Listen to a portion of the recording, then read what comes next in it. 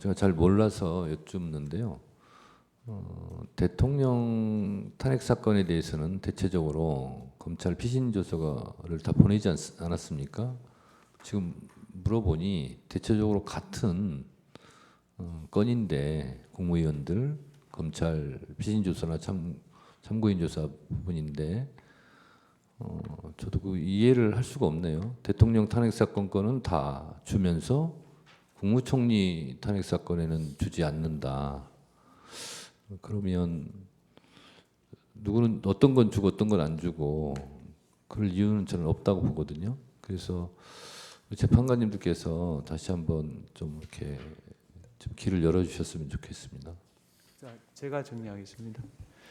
그런 주장도 할 수 있고 저런 주장도 할 수 있는데 거꾸로 이렇게 생각할 수도 있지 않습니까?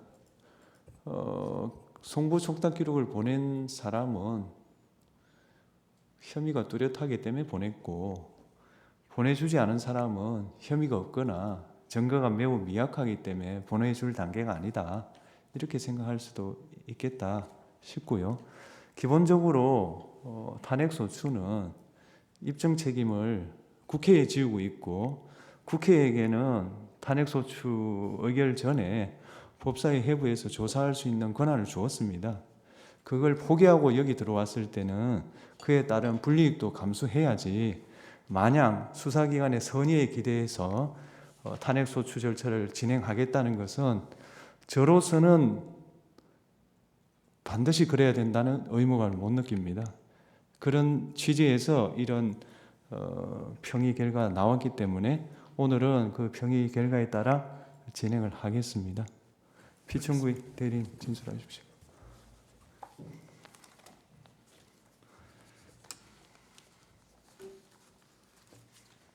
네, 존경하는 재판관님,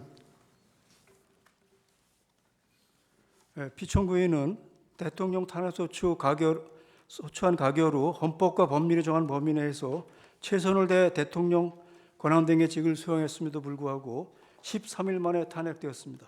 이는 헌정사상 최초의 권한대행이 탄핵이자 적법한 요건을 갖추지 못한 졸속 탄핵으로 먼저 이 사건 탄핵 집행 청구의 부적법을 주장합니다. 권한대행자에 대한 탄핵소추 대상 여부와 그 발의 및 의결 종족수는 모두 대행하는 직무를 기준으로 판단해야 합니다. 따라서 대통령 권한대행에 대한 탄핵소추의 경우 헌법 65조 제2항 본문이 아닌 그 단서에 따라 대통령 탄핵에 필요한 제적인 3분의 2 찬성의 가중정수 요건을 적용해야 합니다. 그러나 국회 본회의에서 의결된 피청구나 탄핵소추안은 이러한 가중정수 요건을 충족하지 못하였습니다. 따라서 이 사건 탄핵 심판 청구는 헌법이 정한 절차적 요건을 충족하지 못하여 부적법 각하되어야 합니다. 가사 이 사건 탄핵소추안에 헌법 제65조항 본문에 규정된 일반 종족수가 적용된다 하더라도 청구인이 주장하는 탄핵 사유는 아래서 보는 바와 같이 모두 사실에 부합하지 않거나 법리적으로 탄핵 사유를 구성하지 않으므로 탄핵 심판 청구는 기각되어야 합니다. 첫째, 특별검사 임명 법률안 제외와 관련해서 대통령 제외 요건은 헌법이 보장하는 대통령의 고유 권한입니다. 당시 국무총리였던 피청구인은 대통령의 고유 권한 제외 요건의 행사를 견제하거나 제지할 권한 및 의무가 없었으며 단지 대통령을 보좌하는 국무총리 지위에서 국무회의 심의 등 헌법과 법률이 정한 절차에 따라 제의요구 과정을 수행했을 뿐입니다. 더욱이 제의요구 대상에 대한 특권 법률안은 위헌 입법사항이 명백했던 바 이는 국회의 재의결 과정에서도 그 위헌 입법성이 인정되어 최종적으로 폐기되었습니다. 둘째,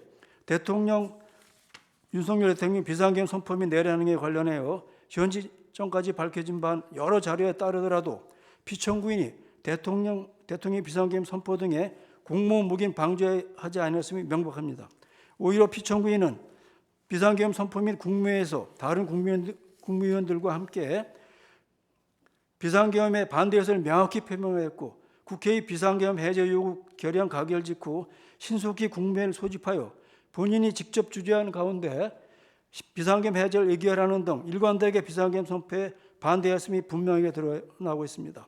더구나 김용원 전 국방부 장관 공소장에 보면은 공소사실 내용에 대통령의 소집 지시를 받은 국무위원 등이 대통령실 5층 대적견실에 모이고 라고 기재하고 또 김영현은